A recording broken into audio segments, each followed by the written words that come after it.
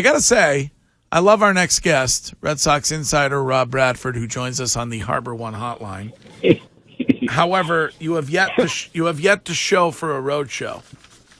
Well, here's the thing. Can you add one more? Can you put one in Cleveland for this week?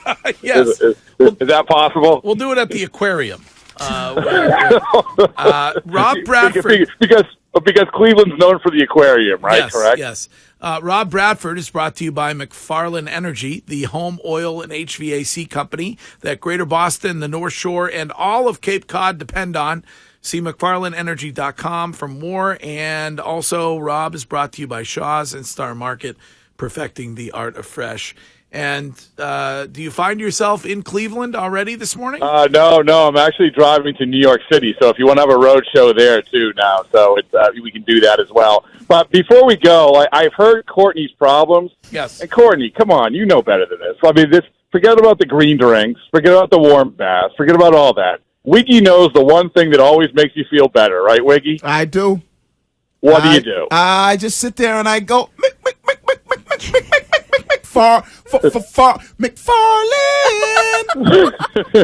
That was your best one yet. You like how I switch Yeah, it up? yeah, I cut it yeah. up like a DJ. Yep. You missed an opportunity for McFartland. Rob, There you go. when Justin Turner essentially says that he believes in this team, but you got to get everybody else on board when it comes to belief, is that worrisome for you? It is for the Boston Red Sox. You know, I talked with Torey Lovello of the Diamondbacks about them turning the corner the other day, and that's the Arizona Diamondbacks. It's understood. It's going to take a while. But with the Boston Red Sox, the understanding is that you already have guys who expect to win and know that you're going to be a good team. And maybe that's because you have guys that you spent more money on. Maybe it's you have guys who have established themselves.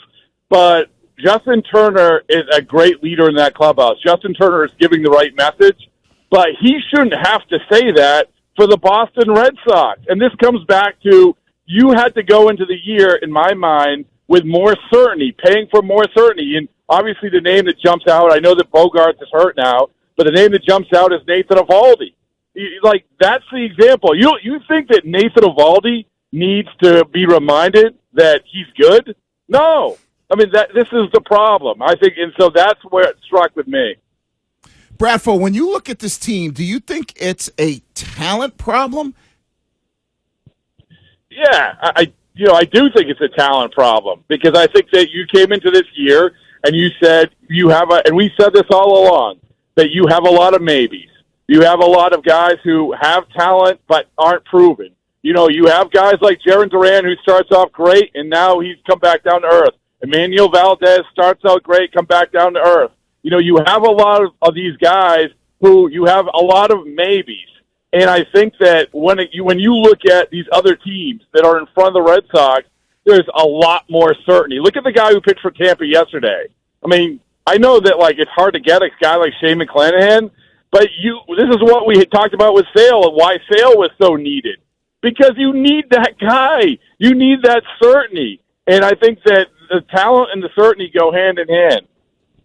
Bradford, are we now at the point where we can say it's not too early to be pressing the panic button with this team? And if it is time to press it, who's on a hotter seat, Alex Cora or Chaim Bloom?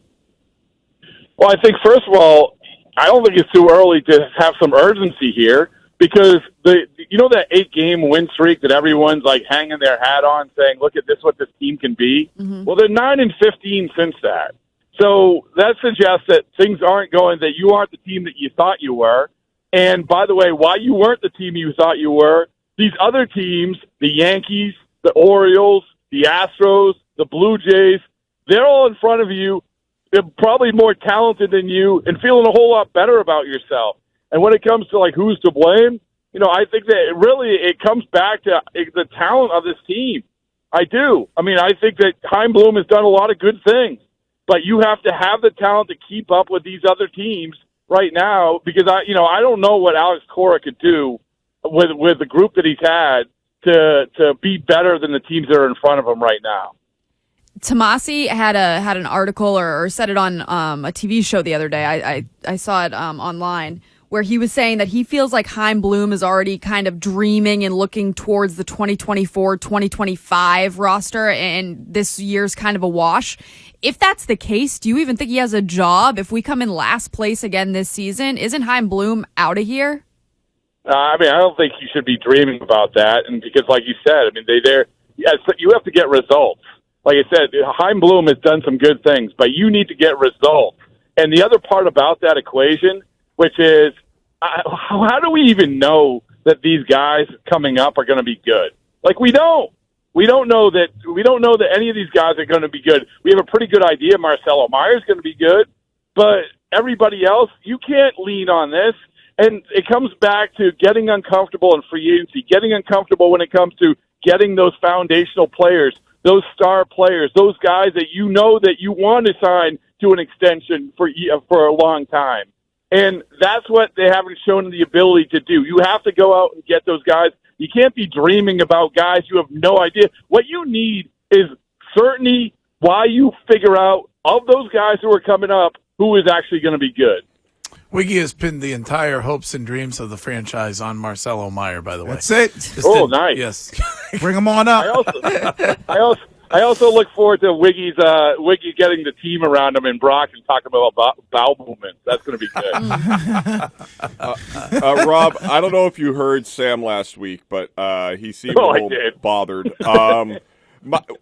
Is that how the front office feels? Because it doesn't feel like there's a lot of anger, repercussions, or anything like Saturday's mishap that led to the inside the park 2-run Little League home run was a low point for me. What if any changes will come if things don't improve this season? Well, I don't know about this season, Chris. And I heard the Sam's response to you, and it's a good question. It's because this is the reality of this organization. This is what we were born, we were raised with for the last 20 years. This expectation, and usually what happens with this organization under this ownership group is that they at least try to correct course.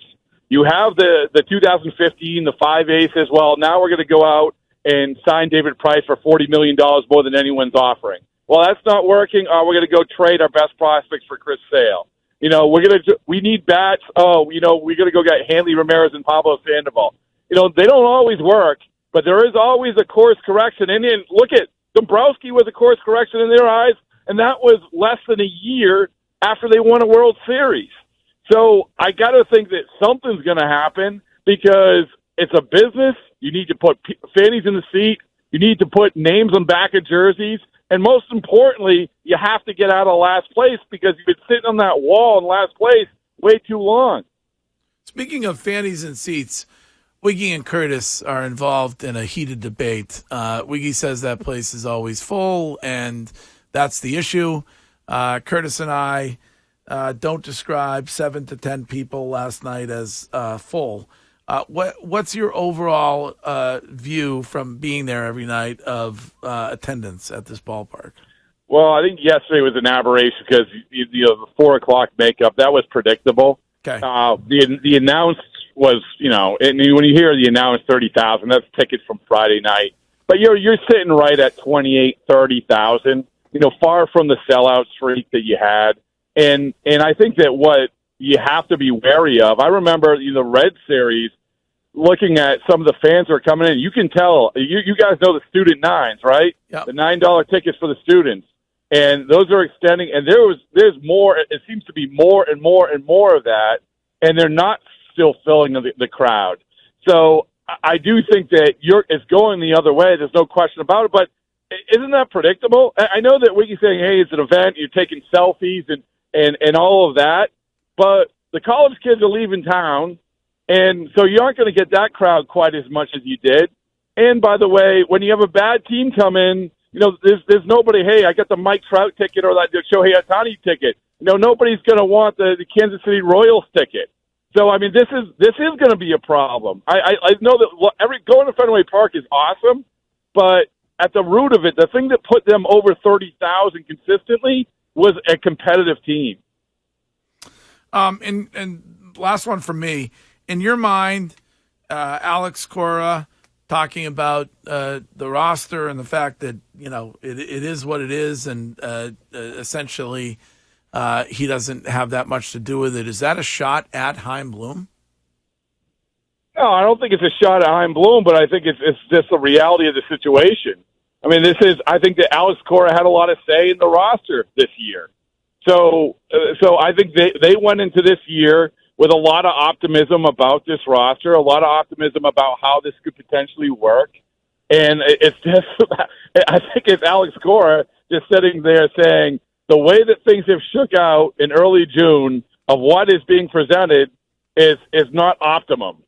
So, So, I mean, I think it's whether it's Cora, whether it's Bloom, whether it's whoever. The reality is that you look at the team that had to go up against the Rays, and you got beat once again by the Rays. You're being buried by the Rays, and like I said before, after that 8-game win streak, you're 9-15.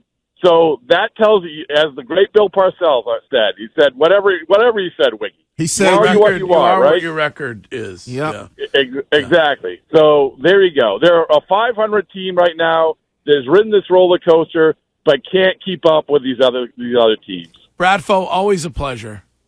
Always a pleasure. Thanks, guys. Stay regular, Pony Boy. All right. McFarland does it for me every time. Okay. There you go. All right. That's Rob Bradford.